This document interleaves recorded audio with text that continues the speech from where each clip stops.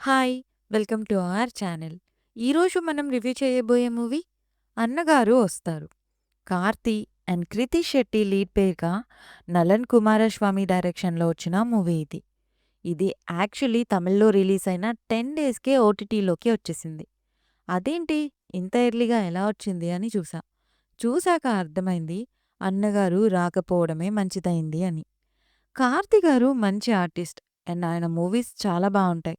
But ఇది ఆయన కెరియర్‌లోనే waste movie. నిజంగా స్టోరీ ఇది అని చెప్పాలన్నా అక్కడ ఏం లేదు. హీరో వాళ్ళ తాత ఎంజీఆర్ ఫ్యాన్. ఆయన మనవడు మన హీరో. సో, మనవడు కూడా ఎంజీఆర్ లానే పెరగాలి, బతకాలి అనుకుంటాడు. బట్ హీరో లైఫ్‌లో కొన్ని సిట్యుయేషన్స్ వల్ల లైఫ్ ఇంకోలా వెళ్తుంది. అసలా సిట్యుయేషన్స్ ఏంటి? ఏమవుతుంది అనేదే మూవీ. అసలు స్టోరీ ఎలా స్టార్ట్ అయ్యి, ఎలా ఎండ్ అయిందో కూడా అర్థం కాలేదు. కాసేపు ఫ్యాంటసీ, కాసేపు థ్రిల్లర్, కాసేపు మెసేజ్. నిజంగా ఒక మూవీలో ఏ ఎమోషన్ లేకుండా తీయడం నిజంగా గ్రేట్ అనిపించింది. నేనైతే చూడండి అని సజెస్ట్ చేయను. ఇది నా పర్సనల్ ఒపీనియన్.